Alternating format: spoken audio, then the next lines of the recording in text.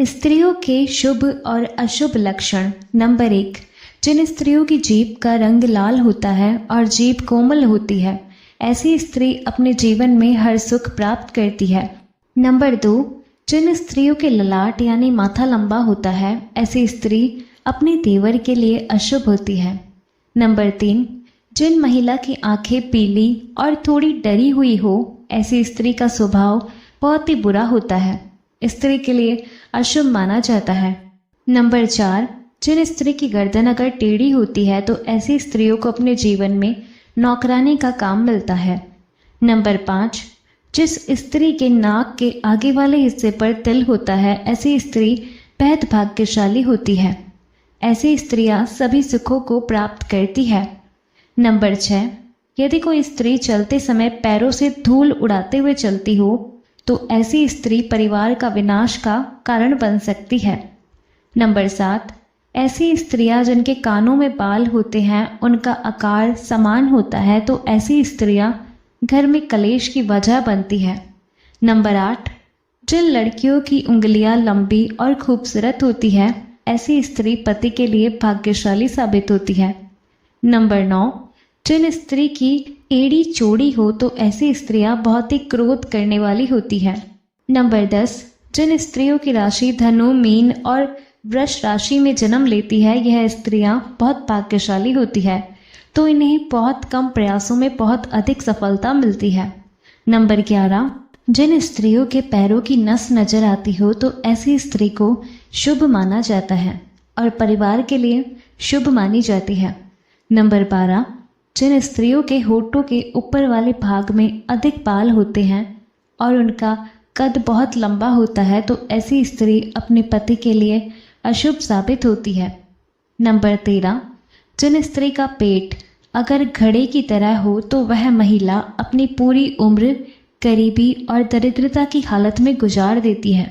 Number 14, जिन स्त्रियों की एड़ी पर 4 अंगुल लंबी रेखा हो तो ऐसी स्त्रियां चोरी करने में माहिर होती है। नंबर 15, जिन स्त्री की कमर में भौरी हो तो ऐसी स्त्रियां अपनी मनमानी करती है और किसी की बात नहीं मानती। नंबर 16, जिन स्त्रियों के पैर की कनिष्का जमीन पर स्पर्श नहीं करती हो तो ऐसी स्त्री के कई सारे पति होते हैं। नंबर 17, जिन स्त्रियों के पैर का पिछला भाग काफ़ी मोटा और उठाव लिए होता है और उस भाग की नस उभरी होती है, तो ऐसी स्त्रियां घर के लिए शुभ नहीं मानी जाती। नंबर 18, जिन स्त्रियों की अनामिका उंगली छोटी हो तो ऐसी स्त्रियां झगड़ालू होती है और ऐसी स्त्री बात बात पर झगड़ा करती है। नंबर 19, स्त्री की पीठ में भौरी हो तो ऐसी स्त्री का विधवा होने की संभावना रहती है। नंबर 20, जिन स्त्री की गर्दन अगर मोटी है तो ऐसी स्त्री का विधवा का कष्ट भोगना पड़ता है। नंबर 21, स्त्री के मस्तक पर मस्सा तिल दाहिनी तरफ हो तो ऐसी स्त्री को शुभ माना जाता है और उनका जीवन सुखी होता है। नंबर 22, जिन स्त्री की एड़ी पर एक अंगुली रेखा लंबी रेखा होती है, ऐसी स्त्री को पति का सुख अच्छा मिलता है और यह उनके लिए शुभ माना जाता है।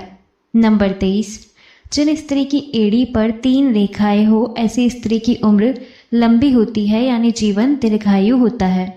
नंबर 24, जिन स्त्री के गले पर तिल होता है, ऐसी स्त्री को शुभ माना जाता है और स्त्रियों का उच्च पद पर पहुंचने की भी संभावना अधिक होती है। नंबर 25, जिस स्त्री के हाथ फटे हुए, रूखे, ऊंचे नीचे और छोटे बड़े हो, ऐसी स्त्री को अशुभ माना जाता है और उससे आप अपने जीवन में कष्ट भोगना पड़ता है।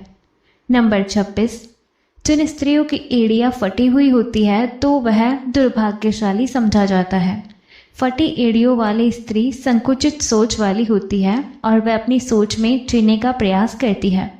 नंबर 27, जिन स्त्रियों के पैर लंबे होते हैं और जिनके घर ऐसी लड़की विवाह करके आती है तो दोनों के घर में पैसे की कमी नहीं रहती, मतलब कि ऐसी लड़कियां लक्ष्मी के रूप में मानी जाती है। नंबर 28, जिस स्त्री की एड़ी पर 3 रेखाएं हो तो वह धार्मिक प्रवृत्ति की होती है, ऐसी स्त्री को शुभ माना जाता है। नंबर 29, जिन स्त्रियों की आंखें मोटी होती है, बेहद दयालु और दानी होती है, ऐसी स्त्री को शुभ माना जाता है। जिस घर में जाती है वहां धन की कमी नहीं होती है। नंबर 30, स्त्री के गाल पर तिल होता है तो ऐसी स्त्री को प्रेम की इच्छा उसमें अधिक होती है। नंबर 31, जिन स्त्रियों के हाथ लंबे होते हैं उन्हें शुभ माना जाता है। ऐसी स्त्री जिस घर में जाती है वहां हमेशा खुशनुमा माहौल बनाकर रखती है। नंबर 32, स्त्री के मस्तक पर मस्सा तिल बाई तरफ हो तो ऐसी स्त्री का दाम्पत्य जीवन खराब रहता है और उनका जीवन सुखी नहीं होता है। नंबर 33, जिन स्त्री की नाभि घुमावदार होती है ऐसी स्त्री को शुभ माना जाता है और ऐसी स्त्रियां पतिव्रता साबित होती है। यह तमाम जानकारी जन रुचि को ध्यान में रखकर दी जा रही है। ज्योतिष और धर्म के उपाय और सलाहों को अपनी आस्था और विश्वास पर आजमाएं। वीडियो का उद्देश्य मात्र आपको बेहतर सलाह देना है। संदर्भ में हम किसी प्रकार का कोई दावा नहीं करते हैं। दोस्तों, आज की हमारी वीडियो आपको कैसी लगी हमें कमेंट करके बताएं। अगर आपको हमारी वीडियो अच्छी लगी तो कमेंट बॉक्स में जय माँ लक्ष्मी जरूर लिखें। माता लक्ष्मी जी आप पर सदैव अपनी कृपा बनाए रखें। वीडियो के अंत तक बने रहने के लिए धन्यवाद।